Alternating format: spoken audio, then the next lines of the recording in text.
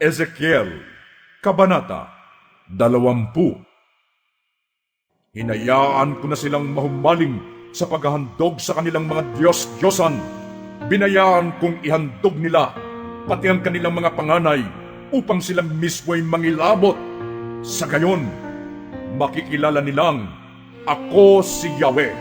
Kaya Ezekiel, sabihin mo sa kanila na ito ang ipinapasabi ni Yahweh na kanilang Diyos. Minsan pa'y nilapastangan ako at pinagtaksila ng inyong mga ninuno. Nang dalhin ko sila sa lupaing ipinangako ko sa kanila, naghandog sila sa mga altar sa mga burol at sa ilalim ng malalagong punong kahoy.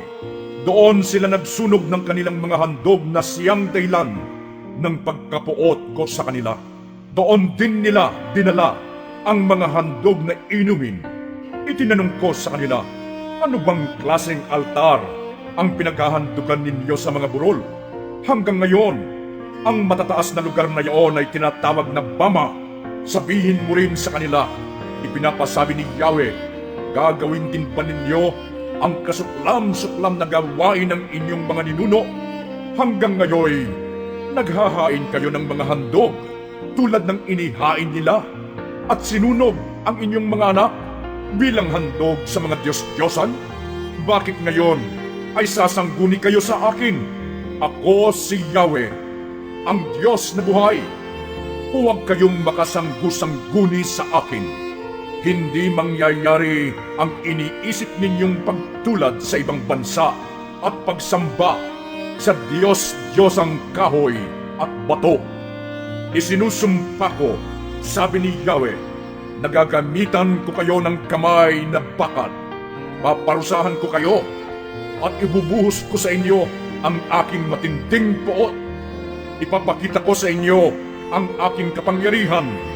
Titipunin ko kayo mula sa mga lugar na pinagtapunan ko sa inyo at dadalhin sa gitna ng mga bansa upang doon parusahan.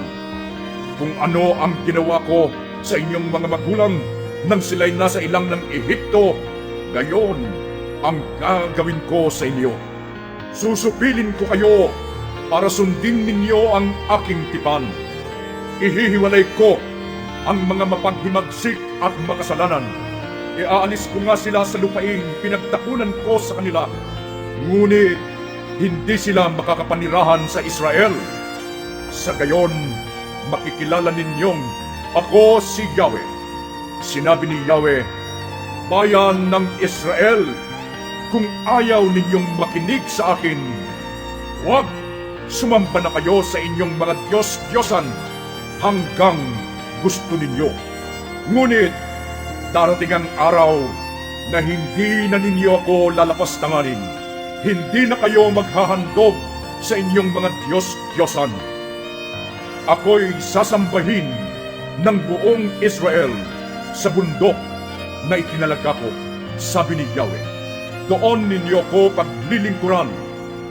Doon ko kayo pakikiharapan. Doon ko hihintayin ang paghahain ninyo ng mga piling handog. Doon ko tatanggapin ang inyong mga handog. Pagkatapos ko kayong tipunin mula sa mga lugar na pinagtapunan ko sa inyo. At doon ko rin ipapakita sa mga bansa na ako ay banal. At kung madala ko na kayo sa lupaing ipinangako ko sa inyong mga magulang, makikilala ninyong ako si Yahweh. Doon, maaalala ninyo ang inyong masasamang lakad at gawain. Dahil dito, masusuklang kayo sa inyong sarili. At kung tanggapin ko kayong mabuti at di ko gawin ang nararapat sa inyong masasamang lakad at gawain, makikilala ninyong ako si Yahweh. At sinabi sa akin ni Yahweh, Ezekiel, anak ng tao, humarap ka sa gawing timog at magpahayag laban dito at sa kagubatan nito. Sabihin mo sa kagubatan ng timog, dinggin mo ang salita ni Yahweh. Ipalalamon kita sa apoy. Tutupukin ko ang iyong mga punong kahoy, maging sariwa o tuyo. Hindi mapapatay ang apoy na ito, at lahat ay masusunog nito mula sa timog hanggang hilaga. Makikita ng lahat na akong si Yahweh ang sumunog niyon, at ang apoy nito ay hindi mapapatay. Sinabi ko, Yahweh, huwag mong ipagawa yan sa akin. Baka sabihin nilang ako'y nagsasalita nang hindi nila nauunawaan.